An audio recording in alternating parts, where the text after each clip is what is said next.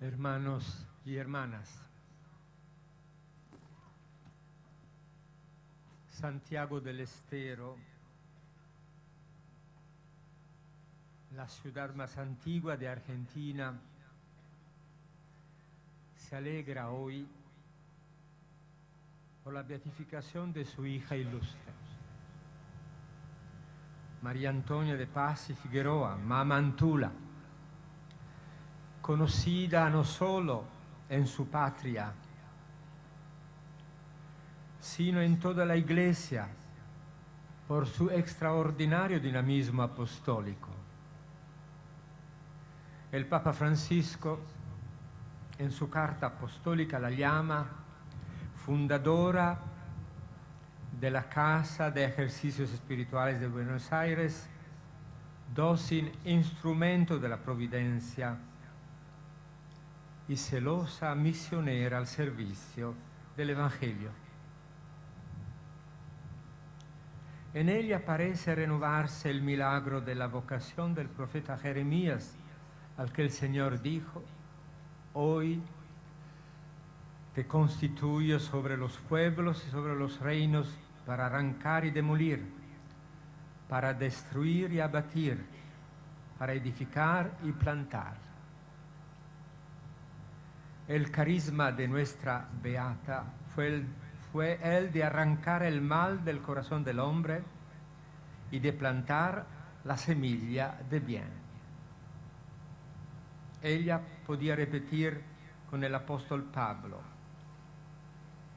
hemos tenido la valentía de nuestro Dios de anunciaros el Evangelio de Dios en medio de muchas luchas. En realidad, esta insigne mujer argentina fue una incansable misionera, pionera en la formación de los laicos y de los sacerdotes en la vida de comunión con Jesús mediante la práctica de los ejercicios espirituales de San Ignacio de Loyola. Por amplitud y por resultados, su apostolado, dicen los testimonios, superaba largamente el de muchos celosos sacerdotes. Después de la expulsión de los jesuitas, María Antonia, mujer desconocida, sin ningún poder ni crédito, se sintió inspirada para continuar su obra, consagrándose con todas sus fuerzas a llamar a los fieles a la práctica de los ejercicios espirituales. Descalza, vistiendo una simple túnica y un cilicio, y con un bastón en forma de cruz, viajaba por valles y montes exhortando a la penitencia y a la conversión. El método de esta peregrina del Evangelio era simple y eficaz. Llegada al lugar, pedía a los superiores eclesiásticos la licencia para los ejercicios. Buscaba después un ambiente adecuado donde las personas pudieran hospedarse con pensión completa, sin la necesidad de salir de casa y sin más preocupaciones que el cuidado de su propia alma. Los testigos concuerdan en decir: no falta nada a los ejercitantes. Tienen fruta en el desayuno y 3 platos a mediodía con mate de hierba paraguaya con azúcar. Invitaba después a sacerdotes sabios y ejemplar, en general mercedarios y dominicos, pero también diocesanos, a predicar y a enfervorizar a los fieles a la vida buena del Evangelio. Iba de ciudad en ciudad, pedía limosnas para mantener gratuitamente a los ejercitantes, confiando únicamente en la divina providencia. De este modo, la renovación espiritual promovida por ella se extendió de Santiago del Estero a Jujuy, Salta, Tucumán, Catamarca, La Rioja, hasta Córdoba. En Córdoba, por ejemplo, a principios del 1778, en 3 meses y medio, participaron en los ejercicios dando buenos frutos circa 3.000 personas, hombres y mujeres, llegadas incluso desde parroquias lejanas.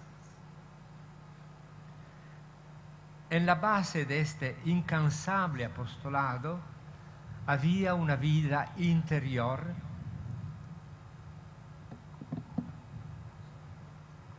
alimentando por una grande fe en Dios. Un testigo la llama un portento della divina providencia. Por ejemplo, en 1786, mientras Buenos Aires sufría una grave falta de alimentos, en la casa de nuestra beata reinaba una providencial abundancia, tanto que todos ya la llamaban la casa de la providencia. También aquí, sin embargo, faltaba a veces lo necesario. Un día, por ejemplo, no había tocino suficiente para preparar la comida y la cocinera se dirigió a nuestra beata. Con toda tranquilidad, María Antonia respondió: id a decir a nuestra abadesa lo que falta. Quería decir que se invocase a la Virgen María. Poco después, un desconocido que venía a caballo tocaba a la puerta trayendo una provisión abundante de tocino. María Antonia era una enamorada de Jesucristo y amaba profundamente la Eucaristía. Alimentaba una especial devoción al niño Jesús, el Manuelito, como lo llamaba afectuosamente. A la providencia del niño Jesús se encomendaba cuando necesitaban leña, alimentos, dinero. Exhortaba a sus colaboradores a no preocuparse, porque a todo proveería el querido Manuelito. Y de hecho, llamaba a la puerta y llegaba lo necesario. Al niño Jesús atribuía también la reforma de las costumbres y las conversiones. Eran de hecho numerosos los frutos espirituales de los ejercicios. Muchos hablan del dedo de Dios, que obraba y se manifestaba en el apostolado de esta laica valiente. También los sacerdotes salían transformados. En una carta, Madre Antonia anota que los sacerdotes los hacen con la más santa emulación y cuando salen parece que se han hecho jesuitas. El mismo párroco de la Catedral de Buenos Aires, después de haber participado en los ejercicios como capellán, deseaba renunciar a su encargo y a sus bienes para dedicarse a acompañar a María Antonia en su ministerio. Parecía que en ella reviviese el espíritu de San Ignacio de Loyola. Nuestra beata aparece como la mujer fuerte que bajo el estandarte de San Ignacio ha asegurado para Cristo gran parte de América del Sur. Dicen, hay aún mujeres en este mundo que, para confusión de los hombres destructores, protegen y conservan el espíritu de San Ignacio y de su compañía. Su misión reflejaba su caridad para la santificación del prójimo y para la salvación de las almas. Deseaba llenar de amor de Dios los corazones para transformar el mundo según el Evangelio. Buenos Aires fue el teatro privilegiado de su testimonio de caridad maternal. Como una madre ponía paz en las controversias familiares e intraeclesiales. Con caridad maternal ayudaba a los pobres y a los marginados. Se le veía caminar por las calles de Buenos Aires a pie, acompañada por un carro tirado por un asno, para recoger las ofertas para los ejercicios, pero también para los pobres y los detenidos. Lograba entrar en las cárceles para aliviar el sufrimiento, el aislamiento y el desconsuelo, y también para convertir y santificar aquellas almas extraviadas. Su celo era extraordinario. Trataba del mismo modo a los grandes y a los pequeños, al noble y al plebeyo, al rico y al pobre, al patrón y al doméstico, a las damas de la alta sociedad y a las del pueblo. Con todos era amable, sincera, afable. Este espíritu de caridad, como un río abundante, fue transmitido por ella a mujeres pías que siguieron sus huellas y se convirtieron también ellas en portadores de agua fresca evangélica. Su humildad era ejemplar. Cuanto hacía de bueno era obra de Dios. Se consideraba un instrumento y digno de la gracia de Dios. El éxito de los ejercicios lo atribuía no a su trabajo, sino a la gracia divina. No obstante los honores y los reconocimientos, permanecía humilde. A veces, por aspecto simple y modesto, se lo confundía con una mendiga. Todo lo acogía con espíritu de pobreza y de humildad. Un testigo escribe que quedó impresionado al ver a muchos jóvenes que, habiendo hecho los ejercicios espirituales, en la flor de la juventud, iluminados por el cielo y desengañados del mundo, abrazaron de buen gusto la pobreza evangélica. Mujer de gran discernimiento, las palabras de Mamantula llegaban al corazón infundiendo confianza y serenidad. Soportaba aflicciones y contratiempos por la vuelta de los jesuitas y rezaba y mortificaba duramente por el restablecimiento de la compañía en Argentina.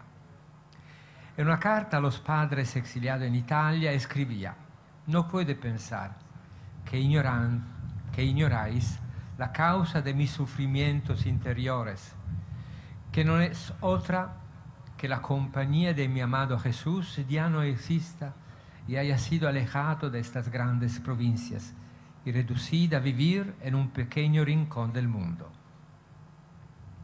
No tenía paz por esto. Su firme esperanza no podía ser vana y su fundamento. María Antonia dio un gran impulso a la veneración de los santos jesuitas, tanto que los niños, el día de San Ignacio de Loyola, saliendo de la escuela, gritaban por las calles: ¡Viva San Ignacio! María Antonia es la mujer fuerte que ha levantado de nuevo el estandarte en el que está escrito: temed a Dios, honrad al Rey, sed siervos del Señor. Hija del Nuevo Mundo, ha sido comparado a menudo y con razón con Santa Catalina de Siena y con Santa Teresa de Ávila, apóstolas de Cristo y misioneras de su Evangelio en la Iglesia y en el mundo. Como laica, supo interpretar bien su vocación bautismal de discípula de Cristo y de apóstola en la sociedad para difundir la virtud y extirpar el vicio. Los ejercicios fueron la terapia milagrosa que curó a tantos laicos y sacerdotes de la tibieza, transformándoles en fieles discípulos de Cristo y en apóstoles de su Evangelio. Hermanas y hermanos, hoy finalmente la Iglesia da cumplimiento a las oraciones que desde 1993 se elevan cada 7 de marzo en la Catedral de Santiago del Estero para la beatificación de esta heroína de la vida cristiana. Hoy finalmente sus hijas espirituales pueden alegrarse por la glorificación de su fundadora, que ha hecho de su carisma un arma espiritual invencible para la formación del pueblo de Dios. Hoy finalmente Argentina puede poner al lado del beato Gabriel Procero, apóstol y benefactor del pueblo, la igualmente gigantesca figura de esta mujer que ha transformado su sacerdocio común en un apostolado dinámico y valiente, que ha traído a través de los siglos frutos copiosos de santidad y de coherencia evangélica. Hoy, la herencia preciosa de esta laica es por la Iglesia no solo reconocida, sino apreciada y entregada a todo el pueblo argentino, para que siguiendo el ejemplo de Madre Antula, pueda hacer reflorecer la alegría de ser discípulo de Cristo en una sociedad tan necesitada de evangelio y de santidad. Al lado del beato José Gabriel de Rosario Procero, que será canonizado próximamente, la beata Madre Antula es otra joya preciosa de la corona de los santos argentinos que han sido misioneros incansables del Evangelio. Y es este el mensaje que la beata deja a sus hijos espirituales, sobre todo a las hijas del Divino Salvador, pero también a los jóvenes y a todos los laicos, hombres y mujeres, y a todos nosotros. La Iglesia espera hoy mucho de los laicos, invitados a utilizar sus talentos para renovar la faz de la tierra. La admiración por la beata Madre Antula llegue a ser imitación de sus virtudes y de su apostolado, y sobre todo compromiso para reavivar la práctica de los ejercicios espirituales como indispensable medicina de buena salud espiritual y de dinámico y alegre impulso apostólico.